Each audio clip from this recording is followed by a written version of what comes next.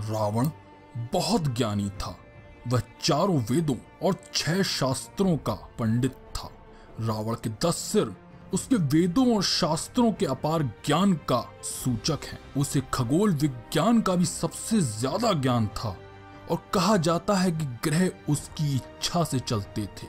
उसका एक उदाहरण यह है कि अपने बेटे इंद्रजीत के जन्म के समय उसने 9 ग्रहों को एक पंक्ति में रहने के लिए कहा ताकि उसका बेटा एक महान व्यक्ति बने, लेकिन किसी वजह से शनि ने ऐसा नहीं किया तो रावण ने उससे बाद में बदला लिया। यूं तो इस दुनिया में सैकड़ों खजाने दबे और छुपे हुए हैं जो कभी किसी काल में खो गए थे। इस तरह के खजाने या तो जानबूझकर छुपाए गए या फिर दुर्घटनावश वे कहीं गुम हो गए। इन खोए हुए खजानों को ढूंढने का विचार अक्सर इंसानी दिमाग में आता रहा है। बहुत से लोगों ने इस तरह की खोजों में अपना पूरा जीवन लगा दिया। इनमें से कई खजाने तो खोज भी लिए गए, लेकिन कुछ खजाने ऐसे हैं जो किसी के हाथ नहीं लगे। समुद्र के गर्भ में, पहाड़ियों की चोटी पर, पूजा घरों में, कुओं में, महलों में और भी न जाने कहां कहां इन खजानों को छुपाने की कोशिश की गई थी। भारत में भी ऐसे कई खजाने और उनकी कहानियों की कोई कमी नहीं है। भारत के ऐसे 5 खोए हुए प्राचीन खजाने जिनकी कहानी भी बेहद दिलचस्प है। हालांकि इनमें से कौन सी कहानी सच्ची है और कौन सी कल्पना, इसके बारे में ठीक ठीक कुछ नहीं कहा जा सकता, लेकिन सैकड़ों सालों से चली आ रही बातों को देखते हुए इन्हें अनदेखा भी नहीं किया जा सकता।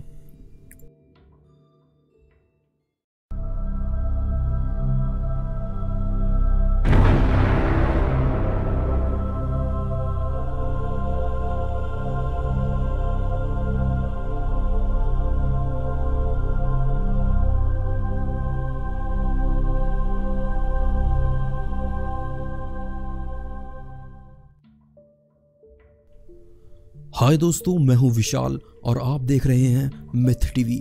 स्वागत है आपका फिर से एक और नए एपिसोड में। दोस्तों, आज के इस एपिसोड में बात करेंगे भारत के प्राचीन खोए हुए खजानों के बारे में। पद्मनाभ मंदिर का खजाना।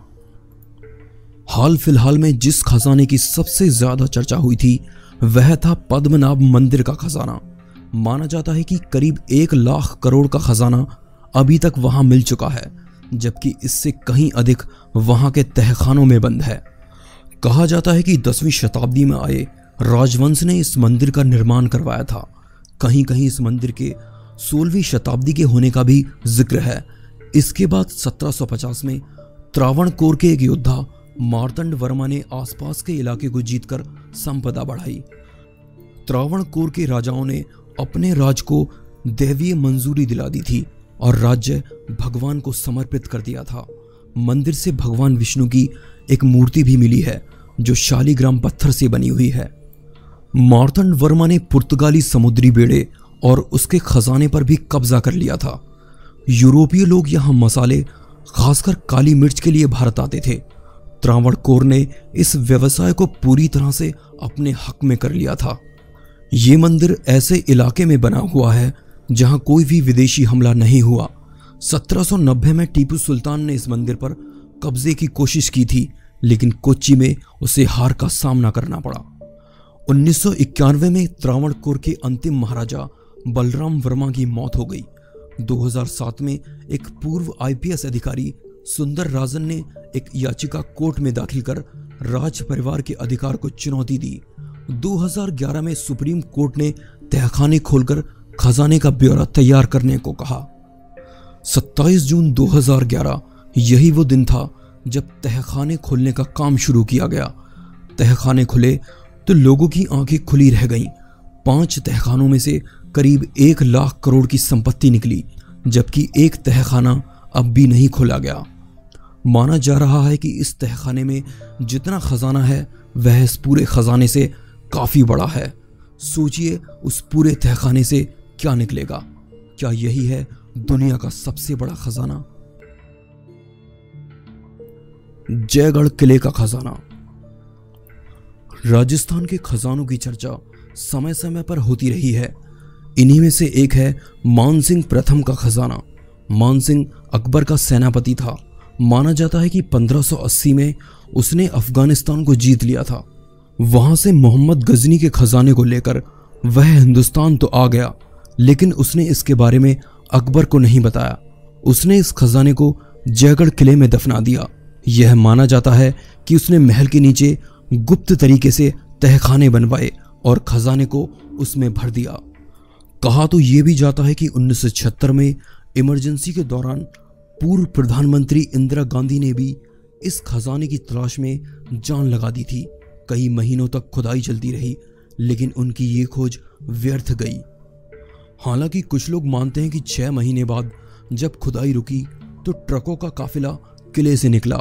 दिल्ली जयपुर रोड को आम आदमियों के लिए बंद कर दिया गया और फौजी ट्रकों में खजाने को लेकर प्रधानमंत्री आवास तक पहुंचा दिया गया।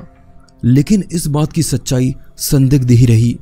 एक स्थानीय पत्रकार ने आरटीआई के माध्यम से ये जानना चाहा कि क्या सरकार ने वाकई ऐसी कोई खुदाई कराई थी जिसमें खजाना निकला हो, लेकिन सरकार ने इस आरटीआई का कोई सही जवाब नहीं दिया।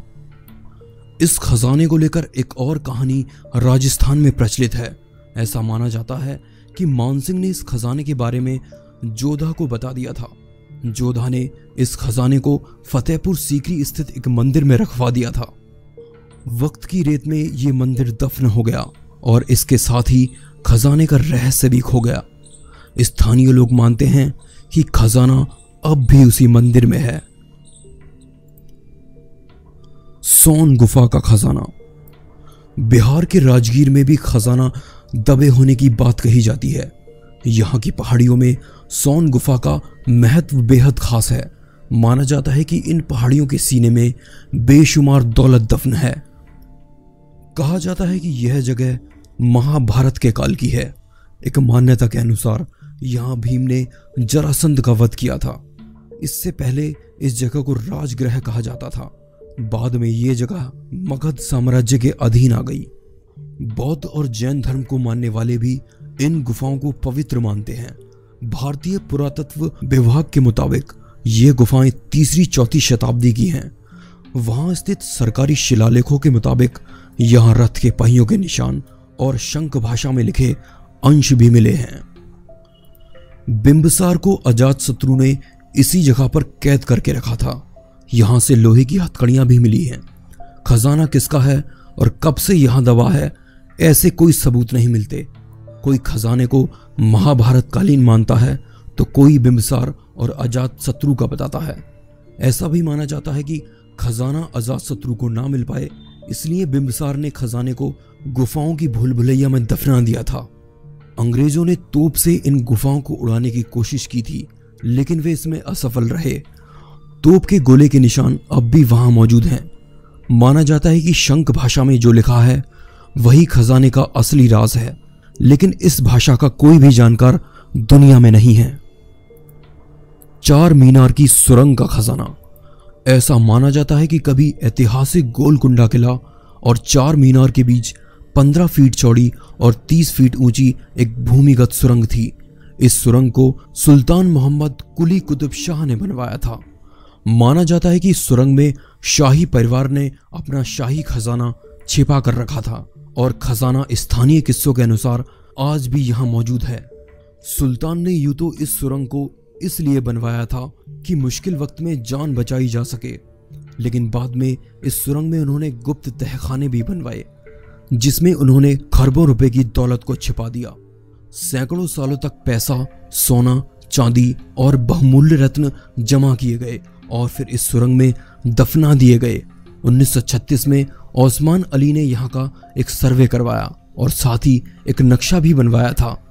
हालांकि उस दौरान यहाँ खुदाई नहीं की गई थी।